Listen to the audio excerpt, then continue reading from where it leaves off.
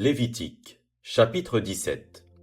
L'Éternel parla à Moïse et dit, parle à Aaron et à ses fils, et à tous les enfants d'Israël, et tu leur diras, voici ce que l'Éternel a ordonné. Si un homme de la maison d'Israël égorge dans le camp ou hors du camp un bœuf, un agneau ou une chèvre, et ne l'amène pas à l'entrée de la tente d'assignation pour en faire une offrande à l'Éternel devant le tabernacle de l'Éternel, le sang sera imputé à cet homme. Il a répandu le sang, cet homme-là sera retranché du milieu de son peuple. C'est afin que les enfants d'Israël, au lieu de sacrifier leurs victimes dans les champs, les amènent au sacrificateur, devant l'Éternel, à l'entrée de la tente d'assignation, et qu'ils les offrent à l'Éternel en sacrifice d'action de grâce. Le sacrificateur en répandra le sang sur l'autel de l'Éternel, à l'entrée de la tente d'assignation, et il brûlera la graisse qui sera d'une agréable odeur à l'Éternel.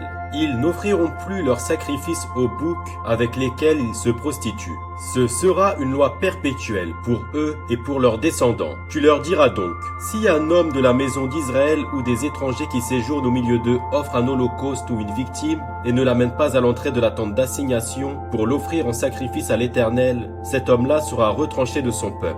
Si un homme de la maison d'Israël ou des étrangers qui séjournent au milieu d'eux mange du sang d'une espèce quelconque, je tournerai ma face contre celui qui mange le sang et je le retrancherai du milieu de son peuple. Car la vie de la chair est dans le sang. Je vous l'ai donné sur l'autel, afin qu'il serve d'expiation pour vos âmes, car c'est pour la vie que le sang fait l'expiation. C'est pourquoi j'ai dit aux enfants d'Israël, personne d'entre vous ne mangera du sang, et l'étranger qui séjourne au milieu de vous ne mangera pas du sang. Si quelqu'un des enfants d'Israël ou des étrangers qui séjournent au milieu d'eux prend à la chasse un animal ou un oiseau qui se mange, il en versera le sang et le couvrira de poussière. Car la vie de toute chair, c'est son sang, qui est en elle. C'est pourquoi j'ai dit aux enfants d'Israël, vous ne mangerez le sang d'aucune chair, car la vie de toute chair, c'est son sang. Quiconque en mangera sera retranché.